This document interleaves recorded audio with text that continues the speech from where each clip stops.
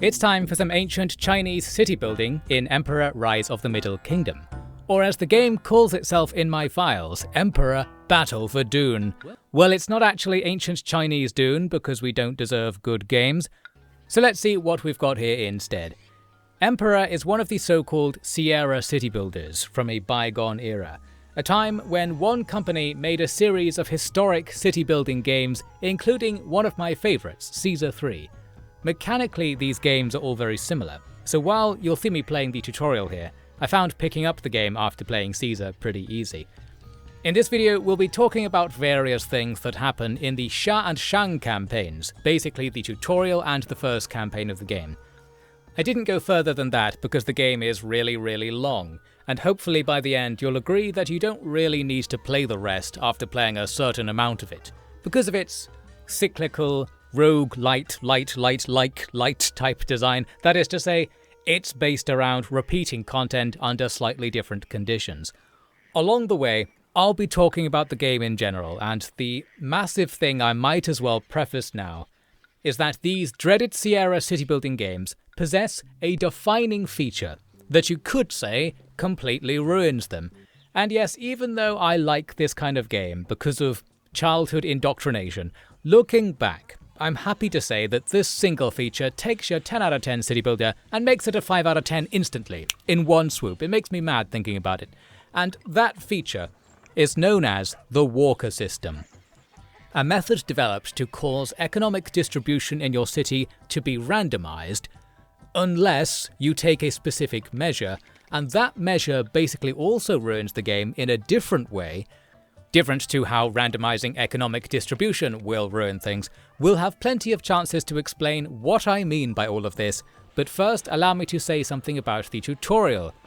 It's pretty good. Basically, it's just a text window that reads like a walkthrough, going so far as to tell you exactly what to do. All I'll say about this is I guess it works, but the thing I liked about it is that it has a certain vibe that I haven't seen in a long time. This vibe is what I'll call Professor's verbosity, because it reminds me of the writing style of university educators. Yes, this is the sort of crap we talk about on this channel.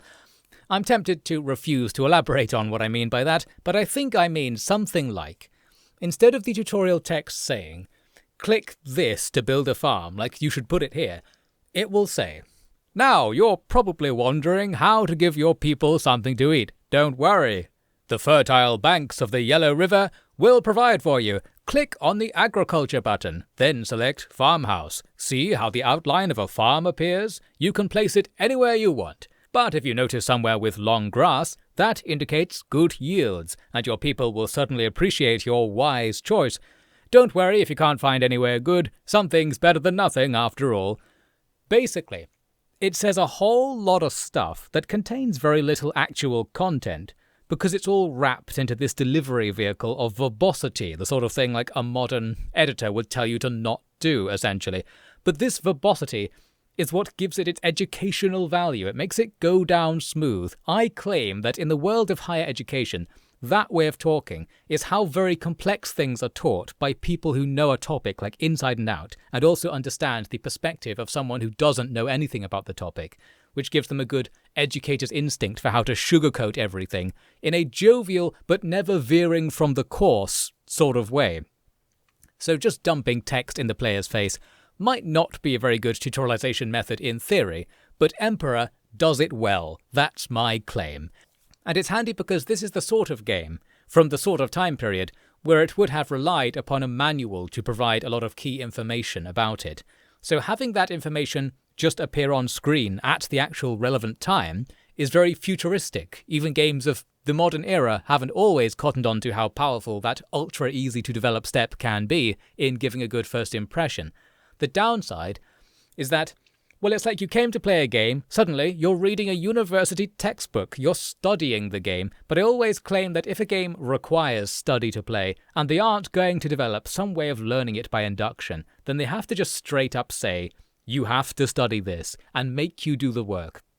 It's better than inflicting misery, then saying, well, you should have studied it afterwards, which is the other school of thought in the world of how to present unintuitive game designs. And of course, because I'm talking about video games on the internet, I might as well invoke Dark Souls as an example. But really, I mean like Dwarf Fortress or even High Fleet comes to mind, roguelikes in the strict sense, games that require, but don't demand, a certain amount of external work to make the quote-unquote fun part of the game become available to you as a player. About which I'm clearly still mad for like every instance of me feeling I'd wasted my time not having fun because I didn't learn something in advance and then I was just told, oh, you should have learned it in advance, that's why you didn't have fun. You ruined your own life. Well, I restarted the tutorial in Emperor several times to move on to a real point. What I was trying to do was be a straight A student for Professor Sierra. Because I'd played Caesar 3, I could smell the power of an optimal street design from a mile off. And I was trying different layouts of houses and economy buildings to get the most efficient setup. I was wasting my time here because the tutorial text actually tells you exactly the most efficient way of doing it. Like, it's a walkthrough in every respect. It tells you the end game build straight away in the first mission, if you read it carefully.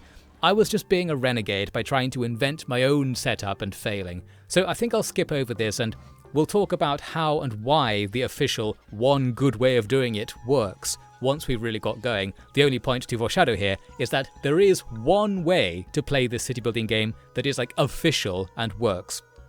Which means the fact that you have the option of building your city however you like, well, you kind of don't, and you're not supposed to either. Let's come back to that later. We'll talk about first the conceptual premise of how this game works. The core thing you are deciding in the game is how to use your city's employees.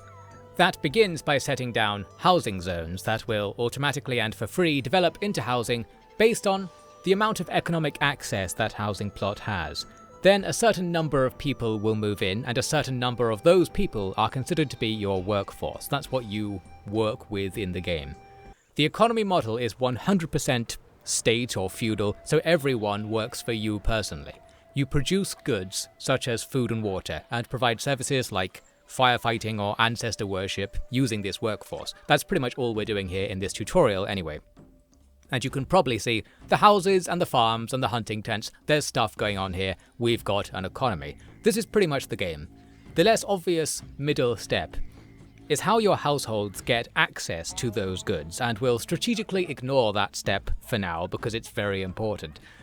Basically, the game is what you see here, but more and more commodities will be added to the list of things you need to make. So you're going to be doing more and more things, and you also start making things to sell to other cities for cash to keep the whole thing going. After all, you're paying everyone's salaries, and you have no income, so like you have to do something in the game to make money. That's going to be a primary concern. You need a surplus that's worth more than it costs to make everything else. AKA, you need to have cheap labor and an export-based economy. It's China Simulator, or at least for the time when this game came out it was. Later, you can dump property taxes on people to get money as well, although like taxing a population that is 100% supported by the government. It feels like you're running in circles a bit there, I don't know. Anyway, the actual broad point I wanted to make is this. We've got a no numbers game, as I call it. When you're making decisions about how to use your spare labor, you'll ask yourself, well, what do I need? And the answer to that is fundamentally, you don't know. Like, in theory, you don't know. That's what I mean by no numbers game. The game is about optimizing some number that you can't see. You must produce, quote-unquote, enough food to feed the population each year. Okay, how much is that? Well, I already told you. Enough, right? Just make enough. Alright, so how much food does a farm make in a year? Isn't it obvious? The answer is a certain amount. So you take that, you extend it to every commodity, ignore the random distribution part of this equation because that's a different circle of hell lower than this, which we'll get to later, and boom, you've got your city planning gameplay but without the planning. Normally I would complain about this until the end of time with this setup, but I'm here to not do that. It's frustrating to those of us who are trying to impress Professor Sierra with this game because you can't immediately solve the game just by looking at the numbers. But I guess that's the problem. The game is solvable. So if it just gave you the numbers, you would solve the food question in the game forever in the first mission. You'd know exactly how to do all of the food mechanics forever in every mission after just glancing at it, because it's just comparing two numbers. Like, If you worked out what population eats what amount of food and what amount of employees is needed to make that amount of food, then the game just becomes, oh, if I need 1500 units of food, I'll click the Make 1500 Units of Food button, which will just happen for free basically after that. Only you've convoluted it into a city builder in between. There's like 10 stages to that in reality, but conceptually, in terms of your decision making, if you know exactly what your city needs, you just click on the Do What It Needs button, and that's it. Like, you didn't really provide anything yourself. You just acknowledged that two numbers in the game are the same and wrote the equal sign between them. It's a city builder with such pretty graphics, but with such difficult to analyze economic decision making. However, I am at peace with it. I came to be at peace with this kind of city building mechanics in my Caesar 3 era. I called this mental coping system of mine the Zen model or something. In playing a game like this, you have to not care. And that's what I had to get over basically in coming into this. You have to not really ask how many farms you need. Even though it's like the defining question of skill and performance in the gameplay would be working out how many farms you need and how many employees you should let them have specifically to make an amount of product. Arguably, that's the only thing you're doing in the game because everything else is just deterministic and it's playing itself. But you have to not care about any of that. You must engage with the game at a vibes-only level. Don't be like, you need 3 clay pits for every 4 pottery workshops. You just have to think, seems like I need clay. If you notice, the pottery workshops aren't always doing something after just visually inspecting the economy with your eyes, and you don't care about all the money you lost. I should clarify that if a building overproduces or doesn't produce something, you pay for it the exact same amount. You're just paying for labor, you're just paying the employees, and you pay them regardless of what happens, meaning the only interaction you actually have with the fate of your city is in improving the economy's efficiency. But don't. That's what I'm saying. Don't do that, okay? Just look at it and kind of vibesily guess what you should do next, and then maybe you have the money for it, I don't know. That final point actually is another reason why everything here is less bad than it seems. This idea that you could just look at your economy and kind of know what to do without having to do the analysis. Because in this game, the economy is completely visualized. That's what I really like about all of this. When the game tells you you need farms to feed your people, you might not know how many farms you need. You don't know how much food a farm makes, but you can see it making it, you can see it storing the food, and you'll get an idea of how much it quote-unquote looks like a farm makes. And then if you spend an entire year staring at your stockpile, you'll also get an idea of how much it quote-unquote looks like you use, and maybe you can do something with that info. It's actually not that bad. There are some numbers given to you here and there. I am just exaggerating here. Although I will say that some of the menus that provide the numbers are really hidden, and it's only for certain commodities as well. I remember the numbers are less useful than they need to be, which sometimes makes me even more mad than not providing them at all. In fact, I think it probably does, because it ruins my whole Zen state. It's better to know nothing than to not quite know enough. That's probably the line I want to take here. But my other line is that it's really good to visualize the economy in a numbers game, but visualizing it without the numbers, visualizing it in another way. It's what I've been asking for from basically every staring at your economy-based game I've played recently. You should show everything happening all the time, having your goods visually move around and be stored out in the open for your viewing pleasure. It's like the ultimate UX/UI measure, but without even invoking a UI. It's the one thing that makes the vibe economics at the core of the game actually really enjoyable. So despite my earlier, quasi-complaints, I'm actually saying this is all good. Flip the table, it's all perfect.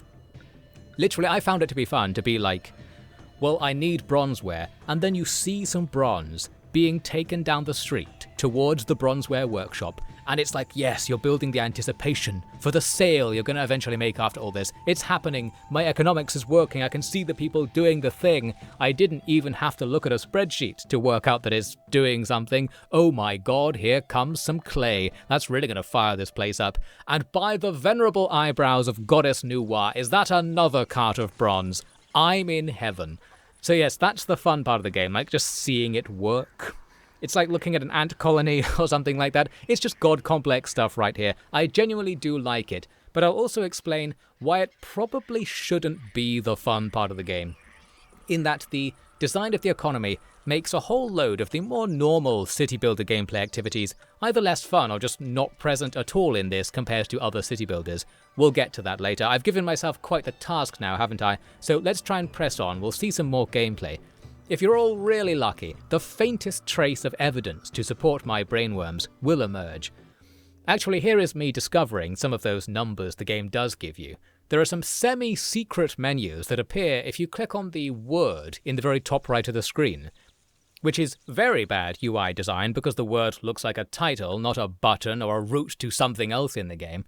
I'm sure Caesar 3 did this better, but then again, saying Caesar 3 did this better is always valid with any game mechanic, so not much point making that comparison. Some of the numbers it will give you are useful. It will tell you in theory how many people your food supply could hold up, and various other things can be looked up. It's just you have to ignore the storage and distribution side of this and not think about the economics at all, because what you actually need to do in terms of decision making, like what you do in the game, is you're not just saying, well, the city has to produce enough food to theoretically feed people. You have to be like, well, how much does it cost to distribute it? How much does it cost to store it? How much do I pay during the times when people aren't actually working on the food supply, but they are in the food industry? I guess we'll get into that later. I said we won't worry about the costs, but I'm very, very worried about the costs. Let's just look at the screen. Look at the screen. See that screen? You can see the structure already of how cities are going to turn out in this game. You're going to have a walled-off housing area with all of the distribution buildings doing this random thing I'm not getting to. And then you'll have the rest of the map being industrial zones and agricultural zones, and that's going to be the format for every mission, but with rising complexity. I invoked Nu-Wa earlier, one of the ultra-ancient gods / divine ancestors, or something. You do need to placate the gods in this game. You can even summon them to do various terribly communicated things for you, which I imagine the average player will think is nothing at all. We'll quote-unquote see that in action in a second. The point is, I gotta bribe Nu-Wa into liking us for this tutorial. Every month you can submit something to the ancestor gods, submit a tribute, with its vague value determining how much they will like you, and your like amount is continually dropping towards some big negative number. They'll punish you if the number gets too low. You don't actually see any of the numbers involved, it's all vagaries of course. So yes, you need enough surplus to sell for the economy, as I said, but also enough surplus to give to the gods for free, with the value proposition there being as mysterious as the depths of the ocean, because you do get something / avoid something bad happening for giving this stuff away for free, but it's very hard to determine what that might actually be. The main issue I have is that if you want to impress a god, you have to watch the date the whole time, so you'll notice when the next month comes around, so you can go make your next tribute. It's all happening manually. The other option is to stockpile a larger tribute and give it all at once, more infrequently. However, you do have to pay, sort of, for stockpiling things. You have limited storage space and it costs you more to get more, so ideally, you want to get your tributes out the door as quickly as possible. And I'd like to automate that, that's going to be my point here. I'd like you to be able to say, I'll give the gods 2 hemp a month, and have that just fire off like a celestial tax. Instead, you have to go do it yourself, like as frequently as every month. And if you're the sort of person who likes manually submitting your taxes, and wishes you could do it every month, you're gonna love the religion mechanics in Emperor Rise of the Middle Kingdom. Once you've teleported enough piles of hemp fiber into the sky, your god might come down and visit you. Although here our view of Nu-Wa is slightly impeded by her being stuck behind that tower, but yes, you can get a god to walk around your town, or your map I should say, as they don't stick to roads. And this is mechanically relevant because the gods function as walkers in the walker system, basically meaning they emit an invisible aura that does something to the economy as they walk. I don't know if the game ever tells you what the gods actually do, but in the manual or the wiki you can find out they do things like deposit pottery in houses or stop buildings burning down. You can get a clue by clicking on them, and sometimes they'll say something about their goal. Nu-Wa wants to stamp out disloyalty or something like that, so probably she reduces crime. Crime's going to be an element of the game we won't be encountering in this playthrough because my citizens were always rich, and as we all know, rich people don't commit crimes. snarky comment redacted by the FBI goes here. Anyway, with Nuwa on board, it passes us to the next phase of the tutorial, where we learn about making and selling our surplus, as talked about before. You interact with other cities on this big map, like in Caesar 3, only it's more complex now, with the ability to beg cities for resources, do little quests for them, spy on them, whatever that does, I never used it actually, and you can straight up go and kill people if you want. For now, I just need to get people to like me enough to do trade deals, then you can supply them with a certain amount of what they need each year for money. This is managed through a dedicated trading warehouse for each trade route, which allows you to set the prices you sell at. Generally, slightly increasing the price of everything, like above the default, will work. Although if you go too high, there's this really sharp cutoff where your sales suddenly drop to zero once the price is wrong. It doesn't like gradually decline as the price gradually gets too high. So you have to be careful and just watch how things go after you do a price hike. I think if you've confirmed that a number won't sell, it turns red in the UI to tell you that whoever's buying isn't interested, so that helps out as well. You can also set quotas for buying and selling of things. However, I found it to be badly put across how this works. So I assumed that if you set your quota to buy something to be like 4, then that means buy 4 of this thing per year, because the trading quotas generally operate on a per year basis. But sometimes it doesn't, that's just the problem here. Sometimes it means per time the caravan shows up, which is a load of times per year. That caught me out a few times, but it's the sort of accounting problem we're going to emphatically reject in this commentary, especially given that you don't even really know how much of something you need per year, and you don't know how much of something you need to not sell to maintain your economy each year. So yeah, it's all trial and error. Just try every combination of policies until utopia emerges. That's the spirit to take into this game. Another thing to mention on the economy is the wage rate. This is going to be something that's working in the background the whole time, and you might spot this here and there. In the top right, you can see I have the people's wages set to low. Yes, I was boasting just now about how rich my people are, but not really. They think they're rich and hence don't rebel, because they don't know how much more I could actually afford to pay them. Something something, snarky point, redacted by your boss here. Your wage-setting power is a genuine fiscal policy measure where you can reduce pay across the board to make people give up on life. Like, this lowers the unemployment rate. It's utopian policy here. In other words, a certain amount of your population will only work if you pay them a certain amount. They don't actually have to work in your economy. You can't coerce people into doing work. So if you keep wages low, they'll just stop working. They'll stop looking for work specifically. And that makes you look good, because unemployment in the game just means amount of people looking for work that don't have a job. It's not how many people could be employed but aren't. Not labor participation or something. That would be a different stat, I guess. So getting low unemployment helps you out because it gives you a lower crime rate, because poverty is lower when unemployment is lower, even though you created that low unemployment by forcing people to not work. Economics. Reduce people's income to zero by lowering pay until they can't stand to work and give up, and then poverty goes away. That's economics. I don't make the rules. It's another city builder with a very hard to conceptualize economy, where the state provides literally everything for free, and work is just there to get optional spending money on top of that if you want to live it large. They've got some kind of ancient UBI utopia going right here. Which genuinely, here's a stupid point, it's sort of thematic, because this tutorial is supposedly about the rise of the Xia dynasty, the mythical first Chinese, allegedly human sacrifice-loving civilization that spawned the rest.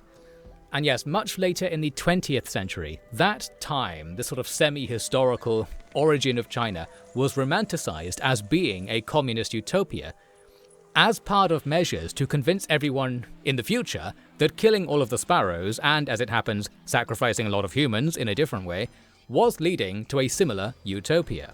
Therefore, the precise economic design of Emperor Rise of the Middle Kingdom is actually a realization of the Chinese Communist Party's historic myth-making around the Xia dynasty. In this essay, I won't. Let's return to an actual point. Don't set the wage rate to low. Why? Because paying people to do stuff causes more stuff to be done, and that's how you get paid. You want people to be bothering to work instead of just taking their UBI payments and playing mahjong all day or something. You need to expand your workforce because what they're doing is producing stuff that's worth more than you pay them, even at the highest wage rate. So it's fastest to keep the wages high and ramp up industry quickly as a result, leading to more sales. If you skimp on putting more money into the value multiplying machine that is your workforce, you multiply less money, and that's bad economics. However, there is a strict limit on how many sales you can make per year. So again, this has a sudden cutoff where extra productivity will suddenly stop being worth anything at all, and then maybe lower wages are useful. Or you can do it like I did. I was just saying, well, I ain't paying them. Or like, oh, the party wants low unemployment, so I'll ban people from wanting jobs. I later discovered the usefulness of leaving wages on maximum for long stretches. That's my point. Especially when a city starts out, so maybe we'll see that later if you're very lucky. There's a final economic point I wanted to make early to avoid any questions later, so let's just plow on and make that now. Which is that I did not make very much effort anywhere in this campaign to optimize my logistics, and that probably has a massive impact. It's hard to know what the impact is. And I would be mad about all of this, but because I'm at peace with the universe, I was able to completely let go, ignore what's happening on the roads, and let logistical bottlenecks just be water off a duck's back. Because everything needs to be moved around by little guys down there, if they don't move things to where they need to be at the precise time, then production might stop. And as mentioned, you still pay for production whether it actually produces anything or not. That means the efficiency drop from logistical problems is greater than in other economy simulators, yet what you can do about it is lesser.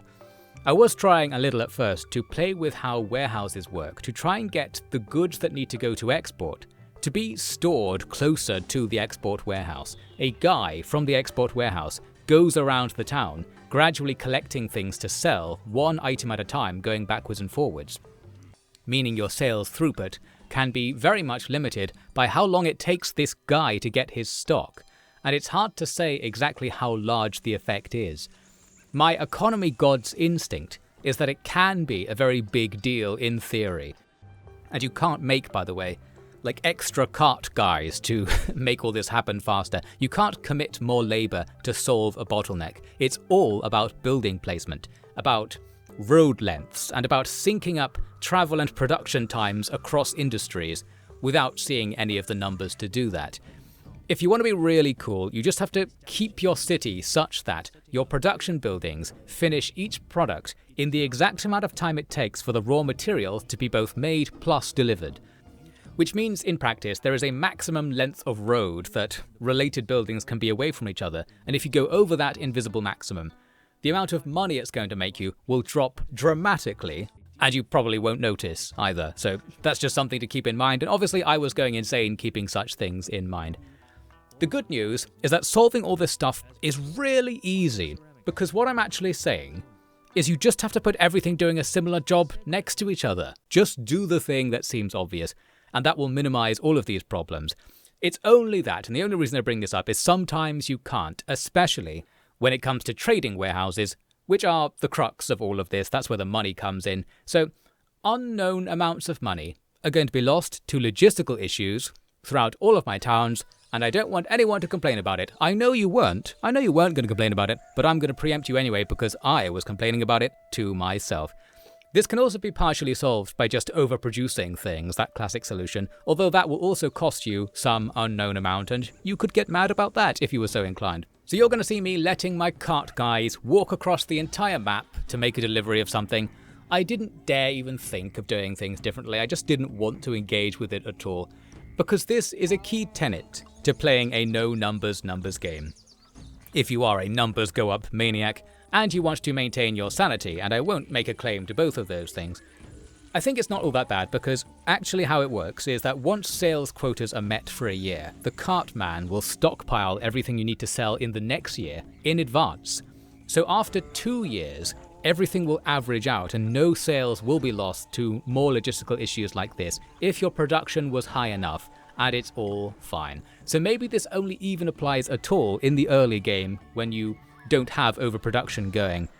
However, then I think, well, the early game is when this matters the most at the same time because of positive feedback loops, and for the love of noir, don't think about how positive feedback loops come into everything I just said. I think I know how you're supposed to be good at this game, but I would hate to actually do it, and I'm not going to do it in this campaign. That's my excuse I'm deploying early on. And we still haven't even talked about walkers. By the grand council of all the gods, give me the strength to not be a min-maxer. Zen thoughts, no numbers, no problem. Be at peace. Desire for numbers is the root of all suffering. Ignore all numbers. Oh, except for the number of pallets of ceramics you need to sacrifice to the gods. Keep those coming because we break a load of ceramics up here all the time. You really need some more. Some of the gods, they're putting fireworks in the toilet, you know how it is. Otherwise, yeah, it's fine not to care. Peace out. In the name of the Holy Father, remember to like, comment, and subscribe. Amen. So that was some commentary on what's not happening in the video and what's going to be never happening in the video. You're watching OffED's Game Grounds. Let's see if anything is happening. You've probably noticed we're in the next mission now, where the goal is to get a load of nobles to live in your town. And we'll see how we do this in a bit. You can also see we've got our regular housing block now looking a little bit more circular. It's time to talk about housing block design at least a bit. On the right is the marketplace, and before you might have seen I had 2 streets of housing coming out from the market, as the markets can quote-unquote send food in 2 possible directions. And I was trying to use both separately. But now instead I've joined them together at the end to make a rectangle, which allows greater efficiency if the walker system is on your side, and that's what I was testing. We'll get to that another time. So we've got food and music supplies coming from the market at one end of the rectangle. Then we've got water, religion, firefighting, and whatever else might be needed by the people coming from the little tail road at the other end of the rectangle. The design motif to all possible housing arrangements is to force your distribution buildings in the housing estate to actually do their jobs. Because in this game, in the so-called walker system, they don't want to. The food seller will only sell food to your people if you give them no other choice than to do so. How could that be how it works, you ask? Poor innocent hasn't played a walker system game, fool. I will leave you in your blissful ignorance for now. The only thing I'll note is that all products and services are home delivery in our UBI communist utopia. It's very nice. So if you want a drink of water, a man carrying a bucket of water has to come to your door. If you want to talk to the gods, a priestess will come to your door. And if you want to talk to the gods, but a priestess doesn't come to your door for whatever reason, then you have no choice other than to take a sledgehammer to your own home and just start destroying it. And if you don't know what I mean by that, then your innocence is truly a crime. Be warned, what I'm saying actually makes sense. This is how the game works, and you aren't going to like it when you find out why. Leaving all that aside, let's try a bit of socioeconomic strategy. A strategy that sort of worked when I tried it in Caesar 3, at least until my city was burned to the ground by this. But I've got high hopes it will work here. What we need is a prole ranch. We need to add to our town a district of peoples who don't receive very much UBI, but they still have to work just as much as everybody else. And this is very effective in boosting you up in the early game, thanks to the weird economy we're running here. Adding a slum with no food gives you this side supply of immortal workers who work just as well as your well-fed people. And so by making products of a certain value without paying for the workers to have good lives, you get more stuff, bigger profits, faster, and it's good for GDP. The Victorian smoke factories had it right basically. You don't need to provide anything. There is a kind of natural UBI on top of our one, in that people will just find food and water for free if you don't give it to them at your expense. They will be mad at you about this, and they'll be so mad they won't bother to put a roof on their house. And that will make sense if I ever bother to explain how the economy works in detail. I just don't want to right now. With our supply of everything for the real people now secure, we can go in the other direction and also add a rich district where you can place lavish elite estates that consume loads of resources and probably don't provide much or any productivity. I was thinking that because in this model, I own everything personally, our nobles can only really be like my family in the game world. No other household has a passive income without working. So all of these people are just like my clan. There's only one noble household, and that's going to be my headcanon. We make room for the Devin clan to move in and leech money off of the taxpayers, and in later missions you can tax the rich people to farm cash, thus taking money from the undeserving and corrupt Devin clan and giving it to, oh look, it goes right back to the Devin clan, that's useful. Well, I'm enjoying this utopia, it works for me, as do all of the people walled off in the corner who we don't give food to. In this way, we soon complete the mission with a flourishing economy, like we really filled out most of the available space, and we move on to the next mission. We now need to prepare for the military side of the game, and as I do so, I wanted to say something about transitioning from one mission to another. Because there is a spectre here that haunts every decision in the game, the question of whether any given city you make in the campaign is going to be persistent or not, and I got really bothered by this. The campaign is divided up into missions, where sometimes the missions begin by using the town you made in the last one. Sometimes you get a blank slate, and sometimes you jump around all over the place, like the town you made in Mission 2 is the one you have to use to do Mission 5, or something like that. I find this really easy to get bothered by because I'm always wondering, should I make the town generally good and rich and profitable, or should I just do the objective and then delete the town? Do I need a happy and ready for anything population that can do the next difficult mission? Or will they all just die the second I make 5 jade carvings or whatever the objective might be? The added twist is that if you stay in a town for a subsequent mission, you don't keep your treasury. That means, with a little foreknowledge, towards the end of a mission you can spend all your money setting up everything you need for the next mission, even if that's just landscaping and laying out the roads to support buildings you haven't unlocked yet. Or just covering the entire map in gardens and statues and whatnot to make everyone happy. Even if that bankrupts you, you'll then respawn, so to speak, in the same town with a set amount of money ready for the next mission. And that mission might be made trivially easy by your great preparations in the previous mission. This isn't really a big deal, and you're watching Off E's Game Grounds by the way, but it bothered me, and I'm a massive proponent, I guess, of persistence in city builders. I would love to somehow see the campaign happen on a single large map, where you're gradually building up different areas one by one as you do the missions, such that everything you achieve in earlier parts definitively matters for later parts. Most likely that's too much to ask from a game as old as this, but I'll just ask it anyway, just as Noir keeps asking for replacement toilet bowls that we simply don't have. But yes, with some foreknowledge, you can probably make a really optimized or speedrunny setup on certain maps that will let you dominate the later missions. Generally, even if I didn't need to, I did take the time to make my towns quite good and able to do things outside of the objectives. Partially just in case I needed to, and partially because I liked doing it. What? Doing something in a game because you liked doing it? That's not in the game design textbook. Get this play nonsense out of my gameplay. I'm going to talk about this line of argument in my next game a bit. Some rants on capital P play will grace this channel soon. For now, let's just put our head down and do exactly what the gods tell us to do. I had discovered that my slum was actually built on prime real estate, so I had to move them off to the side, and you probably saw I even generously added a market so they can have a food supply. However, food is generated by the mill on the other side of the map, so logistics. No, don't think about how many people will starve because it's going to take 3 in-game months for the market walker to go to the mill and back.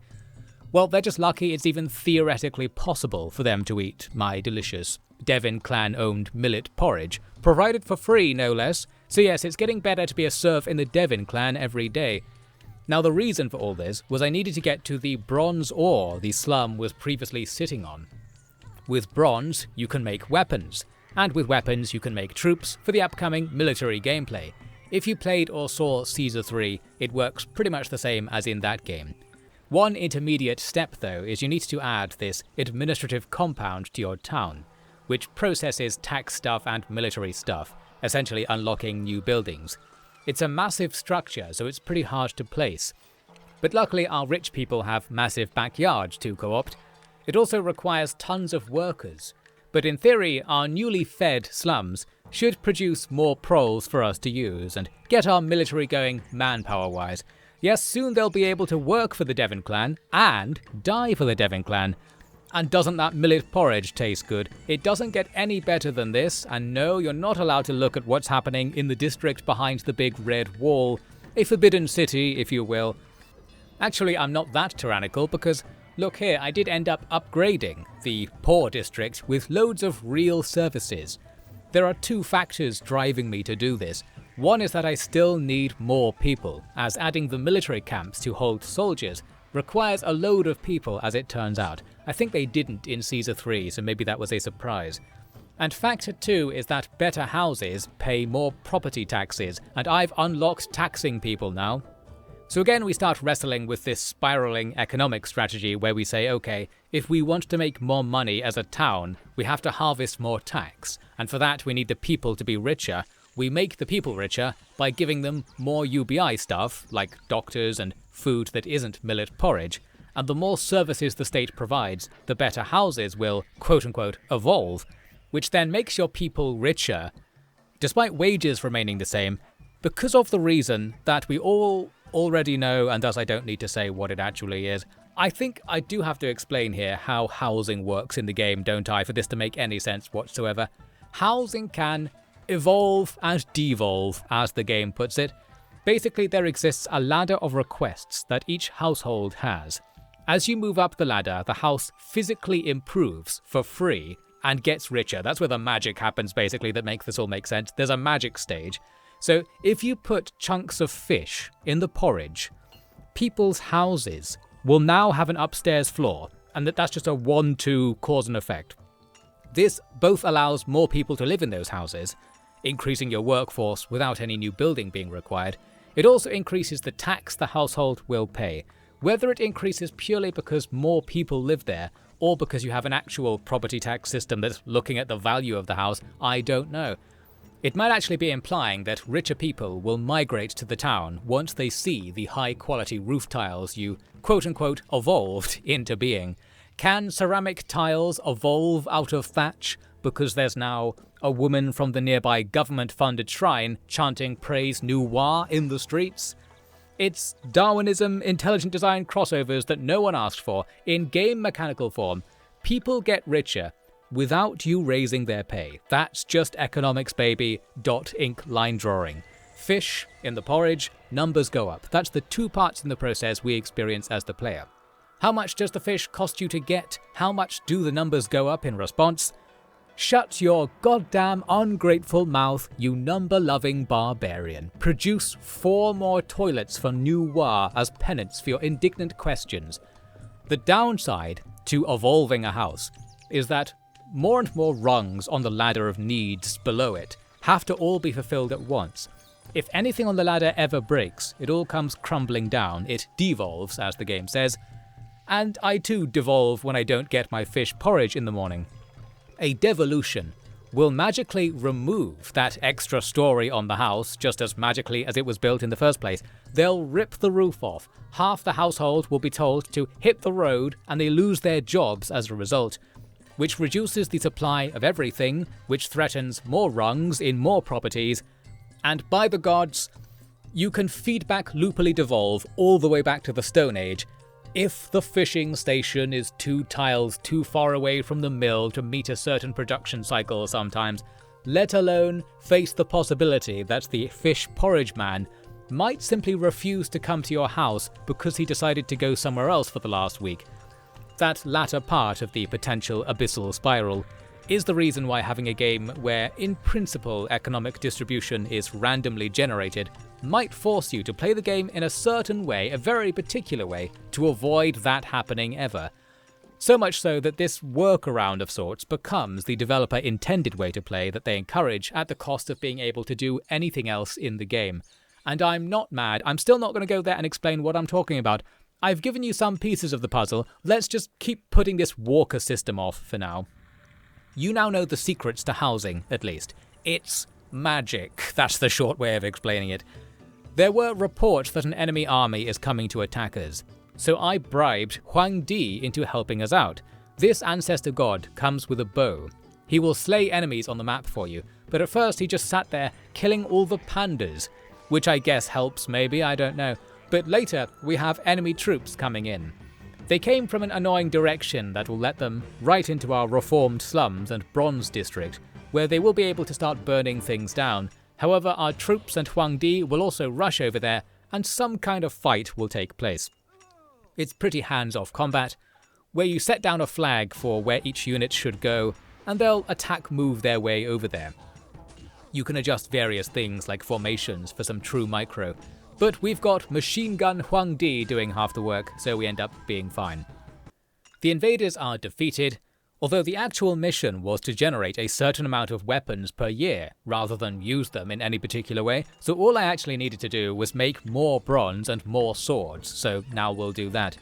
Once all that is done, we'll complete not only the mission, but the whole Xia campaign. There it was. You can play on after the end of the campaign if you like, and I wanted to try something out. You have the option to send your troops to attack another city. I went to see what would happen if I did this, and the answer is, a pop-up appears saying your troops were annihilated. Well, don't worry, we've got more proles for the rolls, doesn't really matter, but I guess if you manage to win, you might be able to steal stuff from other cities to help out, or kill them off if they were bothering you perhaps. We'll never know what the "you win" message says, #StayLosing. With that, the Xia campaign is over, and we can check out a list of several other more substantial campaigns. Basically that was the tutorial. Now we enter the real game, although that said, it's a very unlock one new thing per mission sort of campaign design, that old classic, so pretty much everything we see in this commentary is tutorial really. I never even unlocked everything, if I understand rightly. The point is, it's time for the Shang campaign, and because it's longer, I'll keep this part short and actually get into everything in the next part. Also including, of course, me actually explaining somewhere how the walker system works if you really don't know, and how basically it forces you at gunpoint to use one and only one city design, otherwise you'll have a bad time. In fact, we'll see instances of the bad time when I tried to be a bad boy and come up with something I thought might be better than the 1 TM permissible road layout. Well, the game's going to get a bit repetitive, and that's ultimately going to be why I'm going to stop at the end of the Shang campaign and just say, and then the rest of the game is like this. Hopefully you'll come to understand why that is later. So yes, more Emperor, I hardly knew her, Rise of the Middle Kingdom, I hardly knew them, coming soon.